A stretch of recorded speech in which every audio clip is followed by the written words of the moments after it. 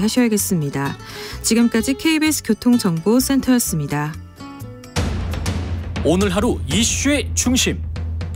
당신의 아침을 책임지는 직격 인터뷰. 여러분은 지금 KBS 1라디오 최경영의 최강시사와 함께하고 계십니다. 네, 국민의힘이 어제 긴급 의총 열고 강서구청장 보궐선거 참패 수습안을 논의했는데요. 일단은 김기현 2기 지도부로 가닥을 잡은 듯합니다. 자세한 이야기 허은하 국민의힘 의원과 나눠보겠습니다. 안녕하세요, 의원님. 예. 네, 안녕하세요. 동대문구에 살고 있는 허은하입니다. 예, 동대문 을을 목표로 하고 계시는 허은하 의원님이십니다. 의총 분위기는 어땠습니까? 사실 오늘 제가 이 자리 나오는 게 상당히 너무나 어려운 상황입니다. 그렇죠. 사실 고백하자면은 예. 전화 많이 왔었는데 여기 이제 진보 청취자분들이 많이 듣고 계시기 때문에 예. 사실 나와서 제가 말씀드리는 게 애매했었는데 예. 우선 이제 기자님의 이제 거치 얘기가 나와가지고 아니 뭐 그런 이야기를 계속하세요. 그래서 제가 예. 이제 나왔습니다. 예. 제가 이렇게 길게 말씀드리는 이유는 어제 그 비공개 의총이었고 또 사실 제가 한숨도 못 잤습니다. 이게 명치 끝이 이렇게 답답해가지고요. 이걸 어떻게 해야 되나라는 고민이 많은 지점에서 예. 우리 이제 최경영의 최강 시사에서 제가 어떻게 말하느냐가 어떤 영향을 미칠까라는 고민까지 좀 하게 되더라고요. 별 영향은 없을 거라고 보고 그냥 편안하게 말씀하십시오. 우선 편안하게. 의총 분위기는 약간 예. 안드로메다 의총 같았습니다. 안드로메다였다. 제가 사는 그 태양계 지구의 상식으로는 우리가 지금 엄청난 위기감을 좀 느끼고 이대로는 공멸한다라는 절박함이 있었어야 되는데 물론 그렇게 말씀하시는 분들 계셨습니다. 이제 24분 이제 말씀하셨고 실제로는 23명이죠. 예. 23분의 의원들이 얘기를 했고 그중에 한 7명 정도는 이렇게 뭔가 이야기를 하려고 했었는데요.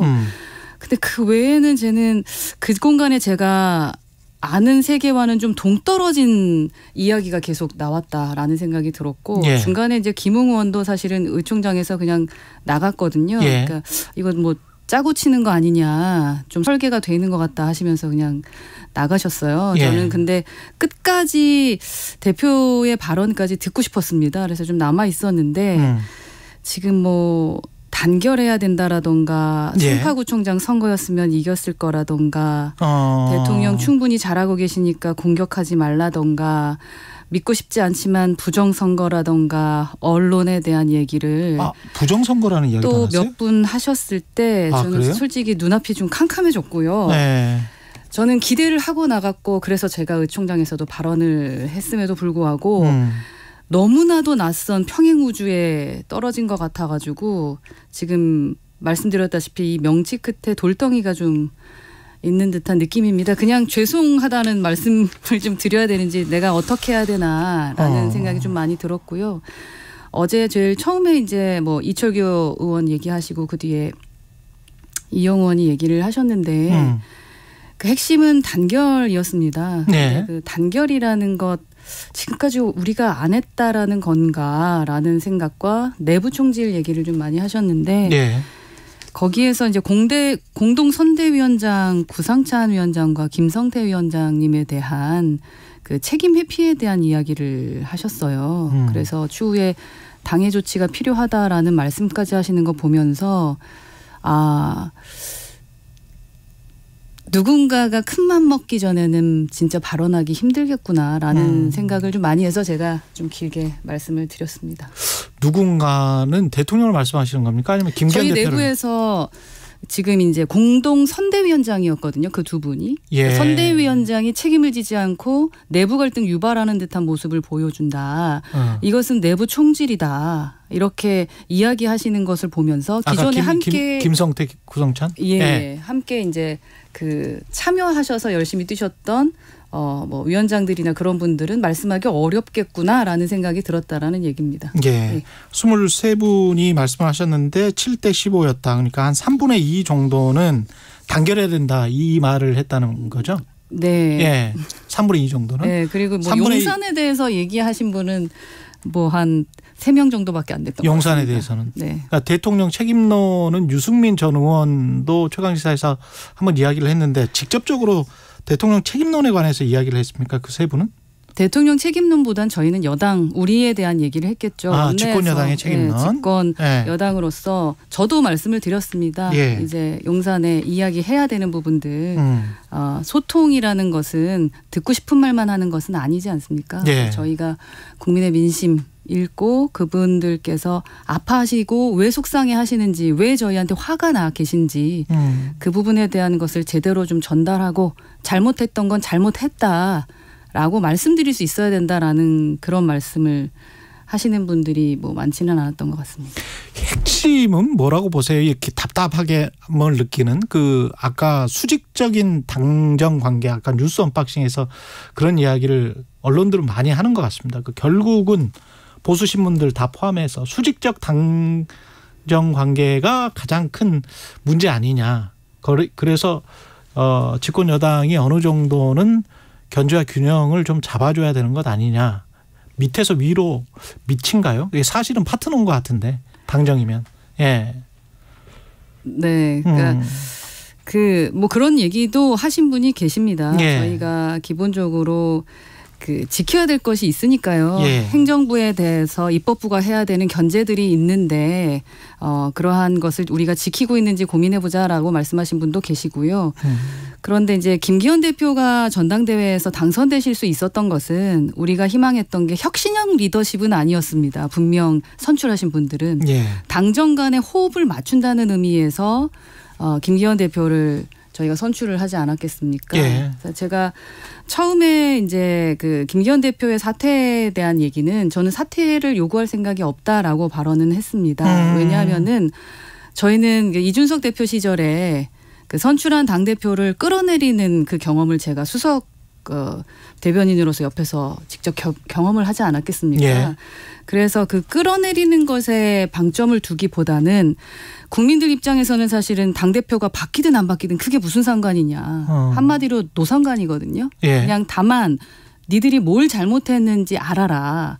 그리고 거기에 대한 답이 없으니까 누가 사퇴하니 아니 이런 권력 게임에 대한 그 언론에 대한 얘기들은 나오지만 국민들이 원하는 것은 그냥 회초리를 때렸으면은 아프다라는 소리도 좀 나오고 그리고 아픈 척이라도 좀 해야 되는 거다. 뭐 이런 생각인데 그게 이제 그런 것도 못하니까 어쩜 수직적이다. 뭐 이렇게 말씀을 하고 계시는 것이 아닌가 싶고요. 여하튼 일고 여분의 그 의원들께서는 용산과의 관계에 대해서 수평적 관계에서 충분히 이야기 나눠야 된다. 삼권 분립이라는 것을 잊지 말자라는 말씀을 하셨습니다. 그 김기현 체제 2기 김기현 체제로 가는 거는 확정된 겁니까? 아니면 아직은 유동적입니까? 어제까지는 우선은 확정적이죠. 하지만 확정적이다. 이제 앞으로 국민들께서 어떻게 바라보실지에 대한 거고요. 제가 말씀드렸지만 기대를 갖고 갔다가 사실 마무리에서 아쉬움을 저는 사실 갖고는 있습니다. 기본적으로 저희가 21년에 우리 국민의힘이 사상 초유의 30대 당대표 배출을 하고 변화하는 모습을 보여드렸었거든요. 근데 어떻게 이게 가능했냐. 탄핵부터 뭐 사실 대선, 지선, 총선 내리 3연패를 했었거든요. 근데 제가 진짜 이렇게 3번의 짐을 당하고 나서야 저희 정당이 정신 차리지 않았으면 좋겠어요. 근데 어제는 사실 마지막 발언까지 듣고 나왔을 때 처절하지 않았다고 생각합니다. 그 반성을 정말 우리가 하고 있는 건가라는 그런 생각이 들어가지고요. 좀 당황스럽긴 합니다. 지금 현재. 걱정이 많이 됩니다. 결국은 공천일 것 같은데 민주당도 마찬가지고 국민의힘도 6개월 후에 공천에서 그래도 이제 포용하고 그런 모습을 보여주려면 과거에 이제 천하용인 그런 이야기 했었지 않습니까? 그게 다 공천이 될까요? 지금은 공천 생각할 때는 지금은 공천 생각은 할 때는 아니다. 공천을 받은 게 중요한 게 아니지 않겠습니까? 저희가 지금 전쟁을 하고 있다라고 하는데 그 전쟁이 치고받고 싸우는 것을 그러니까 핵심이 아니라 그 전쟁을 지켜보는 있는 국민이 계시고 국민이 판단해 주신다라는 건데 그렇죠. 국민께서 저희 지금 회초리 때리셨고 정말 서늘해지셨거든요. 그렇다면은 국민들께 저희가 무슨 잘못을 했는지 반성부터 하고 죄송합니다, 바꿔나가겠습니다 먼저 해야 그 뒤에 뭐 공천을 받고 국민들한테 평가를 받는 거지. 예. 지금 이게 공천이 무슨 의미가 있나. 저는 뭐 수도권에 출마를 생각하는 사람 입장에서 그런 생각이 좀 듭니다. 그러나 지금 현재 제가 뭐 의총장에서도 발언했습니다만 예. 우리 당이 그냥 영남당 이런 얘기 들어서는 안 되는 거 아닙니까? 예. 전국에서 인정받는 그러한 당당한 여당 보수당이 돼야 된다고 생각합니다. 근데 이 와중에 지금 안철수 의원은 이준석 전 대표의 제명 촉구 서명 운동을 시작했는데 이거 내부 총질로 당을 망치는 응석바지 어떻게 생각하세요? 저는 뭐 두 글자로는 오바고 오바다. 세 글자로는 급발진하신 게 아닌가 급발진이다. 하는 생각이 들고 예. 아마 어제 그 안철수 의원도 답답하셨을 겁니다. 지금 당이 풍비박산이 났습니다. 그래서 지금 이러고 있을 때는 아닌 것 같습니다. 그래요. 그리고 예. 싸우면서 담는다고 했는데 어제 좀 이렇게 다짜고짜 급발진을 해버리시면요. 기존에 평소에 정말 싫다고 하셨던 86 운동권들하고 별로 다르지 않아 보여요. 예. 그래서 뭐만 하면은 뭐 친일파니 혐오니 뭐 이렇게 분연히 일어서는 예.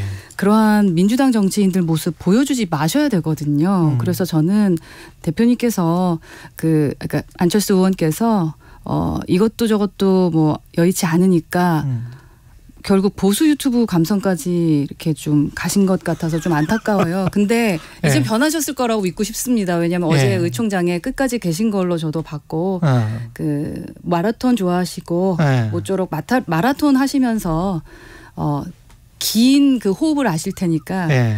조급한 마음을 좀 풀어주셨으면 좋겠고요. 이번에 지도부의 통합 지도부에 혹시 의원님 요청이 들어오면 어떻게 하실 생각이세요? 아직까지 요청이 들어오지 않았고요. 예. 저는 반성이 먼저라고 생각하고요. 반성이 먼저다. 그리고 저는 당직 인사 조금씩 이제 나오는 것 같은데요. 아내의 유혹처럼요. 이렇게 아내 유혹. 장서희 씨가 저만 하나 찍고. 아 그게 아내 유혹이었습니까? 장서희 전밖에 기억이 안 나네. 예. 이제 우리가 뭐 예. 다른 사람이라고 믿어줄 수는 없는 거 아니겠습니까? 예. 그래서 장서희는 장서희다. 네. 그래서 관중의 평가에 따라서 승패가 결정되는 전쟁이다. 이거를 꼭 우리 당 지도부가 좀 생각해 주셨으면 좋겠다라는 생각이고요. 탕평 인사라고 하는데 지금 사람 바꿔서 될 일인가? 예를 들어서 이준석 대표가 오고 유승민 대표랑 함께 하지 않았다고 당을 혼내시는 게 아닙니다. 당이 아니라 지금 기조의 변화, 정책의 변화, 그리고 삼권 분립 그 부분 지켜라 라는 게 국민들의 말씀이시다라고 저는 생각하고 제가 당에게 요청했었던 거 10초. 있습니다. 10초 남았습니다. 국민들한테 손실보상금 문제, 여가부에 대해서 말씀하셨던 거 잼버리 이념 논쟁 하나라도 사과했습니다. 2023 KBS 1라디오 연중기획 낮은 목소리 당신의 목소리